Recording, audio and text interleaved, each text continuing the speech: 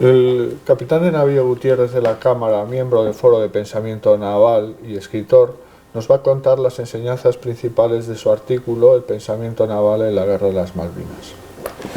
Comandante, ¿nos podías contar las enseñanzas principales del artículo que escribiste sobre la Guerra de las Malvinas? En concreto es la operación que llevó al Reino Unido a recuperar las Islas Malvinas, sobre todo centrándonos en la preparación de una fuerza que se tuvo que desplazar 12.000 kilómetros desde sus bases y más concretamente qué impacto tuvo que el gobierno británico adoptase una resolución de forma inmediata para mandar una task force ante la invasión argentina de las Malvinas, las Islas Georgia y las Islas Sandwich. Bueno, pues evidentemente, lo acabas de decir, el hecho de que inmediatamente después de la invasión el gobierno británico tomase la resolución para lo que consideraba que eran territorios de su soberanía, pues permitió que todos los organismos implicados en la cadena de mando tomasen las medidas necesarias, cada uno en su ámbito, para conseguir el objetivo propuesto. Quería preguntarte, comandante, ¿cómo se aparejó la acción diplomática con el funcionamiento de esta máquina de guerra? Bueno, realmente una cosa no tuvo que ver con la otra, se pudieron hacer las dos cosas a la vez perfectamente. Con respecto a las acciones diplomáticas, el Consejo de Seguridad de las Naciones Unidas tomó una resolución por la que se condenaba los hechos de la Argentina y se les obligaba a retirarse de los territorios invadidos. Por otra parte, la Comunidad Económica Europea estableció una serie de sanciones contra la Argentina y a la vez el presidente Ronald Reagan nombró como mediador a su secretario general, secretario de Estado nada menos, que Alexander Haig, para que actuase en esas funciones de mediador. Pero eso no significó en absoluto que la maquinaria de guerra se mantuviese en espera, sino que todo lo contrario. El bloqueo de las Malvinas había sido el 12 de abril y había sido el 2 de abril y el día 12 pues ya estaban tomadas las medidas de bloqueo. Comandante, ¿cómo facilitó la operación la existencia del llamado principio maestro en estrategia y sobre todo cómo facilitó la toma de decisiones de otros organismos distintos del Ministerio de Defensa? Bueno, en estrategia el principio maestro es fundamental, es el objetivo principal de la operación. En unos casos puede ser la destrucción de la flota del enemigo y en este caso pues era la recuperación de los territorios invadidos. Luego el resto de los principios de la guerra, como son la sorpresa, la concentración de fuerzas, la flexibilidad, todos estos tienen que estar supeditados al principio maestro. Y el hecho de establecerlo desde el primer día pues facilitó enormemente la preparación de la fuerza anfibia, con toda la cantidad de requerimientos que una operación de esta envergadura pues trae consigo. Comandante, pero la Marina británica ¿tenía buques suficientes para llevar a cabo esta operación? Que va, eso, ahí está el mérito, o sea que a pesar de no tener barcos suficientes, es tomar en un momento determinado las acciones para que sí resulte la operación. O sea, tuvo que recurrir a la Real Flota Auxiliar, a los servicios del Servicio Auxiliar de la Marina Real y además requisar los barcos civiles que fue necesario. Comandante, ¿cómo y para qué utilizaron los buques de refuerzo? Bueno, la Real Flota Auxiliar, pues para fundamentalmente apoyar de modo logístico el servicio auxiliar de la Marina Real para proporcionar buques de rescate y salvamento y la requisa de barcos civiles, pues porque había que transportar a mucho personal, mucho material bélico y suministros de todo tipo. Comandante, yo como infante de marina me pregunto cómo estaba la operatividad de los buques anfibios. Pues mal, porque los dos más importantes, que eran el Fearless y el Intrepid, pues no estaban operativos. El Fearless tenía problemas de propulsión, no estaba en condiciones de hacer grandes desplazamientos y el Intrepid pues estaba retirado ya hacía tiempo del servicio activo, pero sin embargo pues hubo que tomar medidas para ponerlos operativos. Concretamente el Ferris tuvo que dotarse de capacidad para coger al Estado Mayor embarcado, porque iba a ser el buque de mando, y los dos buques tuvieron que tener capacidad operativa para transportar a los Royal Marines. Ante lo que cuentas me lleva a preguntarte cómo estaba organizada la Task Force. Bueno, pues estaba constituida a partir del núcleo principal, que eran los dos portaaviones que disponían los británicos, que eran el Hermes y el Invencible. El Hermes era de la Primera Guerra Mundial, era del año 44 y estaba remodelado en 1980 para poder llevar aviones de despegue vertical. El otro, el Invencible, era más moderno, era de 1980 y en total se contaba con muy poco, con 20 Harrier para los dos portaeronaves, aparte de 4 helicópteros para el Hermes y 10 para el Invencible, que en la mayor parte pues eran Sea King en las versiones antisubmarina y de alerta temprana. Pero claro, era una fuerza que parecía insignificante para hacer frente a los 80 cazabombarderos que disponían los argentinos, que además tenían un portaaviones que era capaz de llevar 20 aviones. Y la fuerza en principio contó con una escolta de 4 destructores, 4 fragatas, un petrolero y un buque de apoyo logístico, y de esa forma salió. Luego más tarde se incorporarían el resto de los escoltas y varios buques civiles, pero salió con eso. Y en todo este proceso los británicos esperaron a que finalizara la acción diplomática antes de desplegar la fuerza naval. No, en absoluto. Mientras se preparaban las unidades que necesitaban los reacondicionamiento, pues fueron llegando al Atlántico Sur pues a una serie de barcos, primero el destructor Antrim, luego las fragatas Brilliant y Plymouth, el rompehielos Endurance y 3 buques de aprovisionamiento y sobre todo, lo que fue muy importante, 5 submarinos, 4 nucleares y 1 convencional.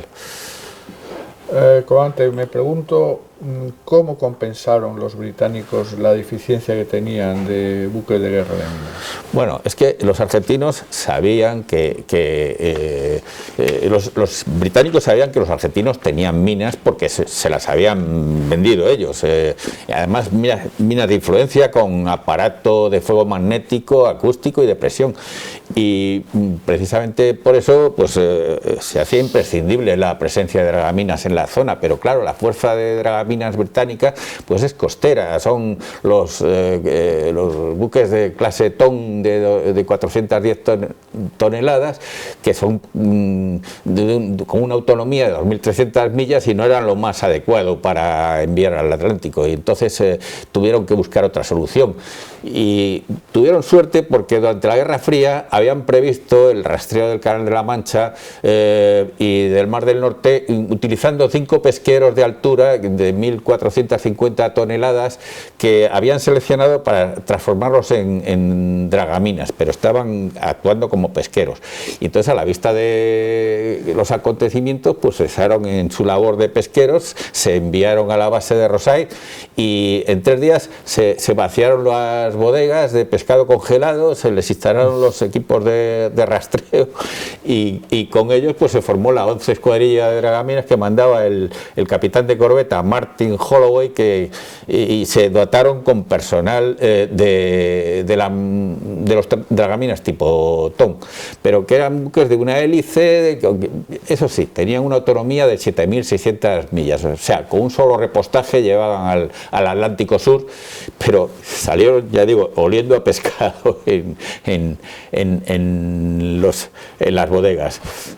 Comandante, ¿qué otras misiones llevaron a cabo los buques de guerra de minas y sus refuerzos, es decir, los pesqueros en apoyo a la operación, especialmente en el llamado Callejón de las Bombas? Bueno, es que a pesar de ser dragaminas, pues se utilizaron para muchas cosas, para transportar a los Gurkhas, a los soldados escoceses, a los galeses y bueno, y concretamente en Guerra de Minas pasó un destructor por el estrecho de San Carlos y con su sonar comprobó que no había minas fondeadas, y entonces se dio cuenta de que podían utilizarlos de noche para transporte, y a partir del 9 de junio, pues fondearon por la noche en el Callejón de las Bombas, en el estrecho San Carlos, y ante la imposibilidad de hacerlo de día, pues se aprovechó la noche para trasladar fuerzas especiales. Luego ya más adelante sí actuaron como buques de medidas contra minas, porque había minas de contacto fondeadas en las proximidades de Port Stanley y tuvieron que hacer un rastreo de asalto para dar protección a las grandes unidades durante su aproximación. Y luego, incluso después de la rendición, pues el día 14 de junio se utilizaron en operaciones de limpieza para las minas que quedaban. Y luego, muy prácticos los británicos, pues cuando terminó la guerra los mandaron otra vez a actuar como pesqueros. Comandante, yo quería preguntarle cuál es el papel de la Royal Fleet Auxiliary en el poder naval británico. Bueno, fundamentalmente proporcionar apoyo logístico, porque tiene barcos taller, tiene barcos de operaciones anfibias, petroleros de flota, buques de aprovisionamiento, de transporte. Estos usan normalmente personal civil, pero en este tipo de operaciones se refuerzan con personal de la Armada Real y embarcan pues contingentes de infantería marina, de marinería y a veces del cuerpo de logística del ejército, y además estos son barcos que ya tienen artillería ligera. ¿Y cuál es el papel del Real Servicio Auxiliar Marítimo? ¿Cómo se utilizaban los buques civiles, en especial los de pasajeros?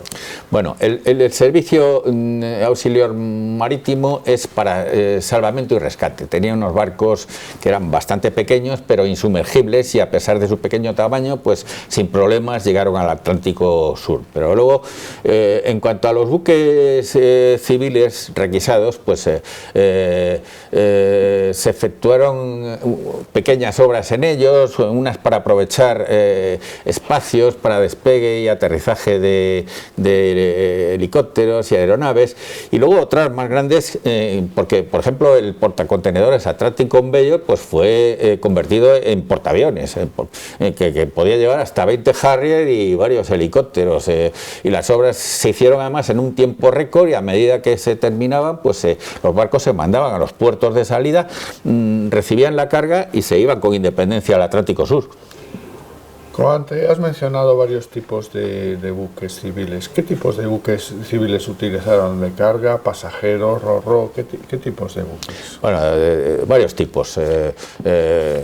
3 de pasajeros en concreto, al menos 9 barcos de carga, 13 petroleros, 7 barcos de transporte, roll-on-roll, 2 remolcadores, 4 portenedores, y luego hay que decir que, como cosa curiosa, el transatlántico Queen Elizabeth II de la Cunard, pues que estaba previsto que trasladase un contingente importante de tropas, y tenía previsto un crucero de 12 días por el Mediterráneo, y la cancelación de la compañía costó 3,5 millones de dólares. Hay que recordar que en los telediarios de la época pusieron a uno que estaba haciendo una serie de televisión, JR, que salió con una cara de enfado tremenda porque le habían dejado sin viaje. Había otro transatlántico, el Uganda, que estuvo dispuesto como barco hospital porque disponía de una cubierta de aterrizaje de helicópteros y para traslado de heridos, y luego los buques de carga rodada pues transportaron carros de combate, helicópteros, munición, suministros, y luego los portacontenedores pues llevaron gran cantidad de helicópteros de todos los tipos. Todos tenían plataformas de aterrizaje de helicópteros, y alguno de ellos, como el Atlantic Conveyor, pues estaba preparado como un portaaviones. Por eso su destrucción pues fue una pérdida muy sensible en la operación.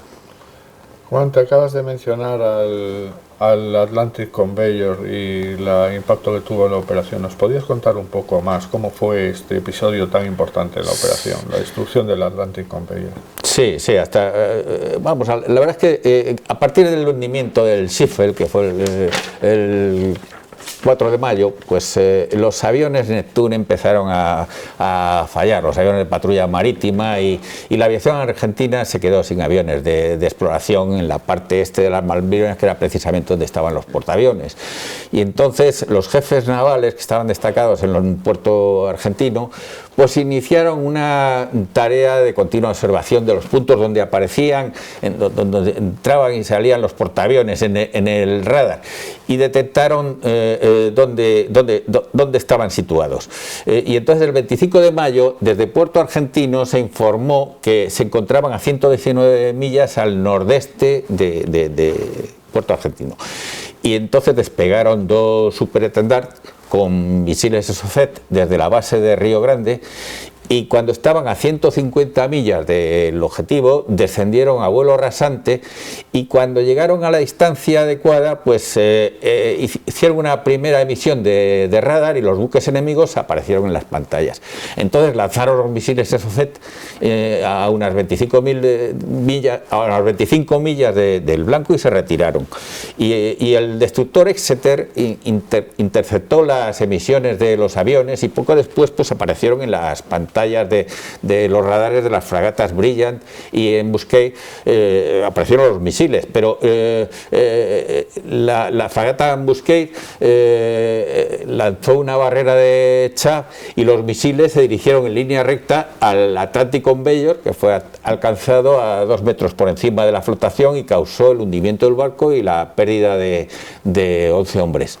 En este barco pues estaban esperando 6 helicópteros para transportar a las tropas que se habían desembarcado en el estrecho de San Carlos hasta las proximidades de Puerto Stanley, y los barcos y los británicos se vieron obligados a modificar los planes. Efectuaron un desembarco en Bahía Agradable, pero ahí tuvieron muchas bajas porque estaba bastante protegido por la fuerza argentina.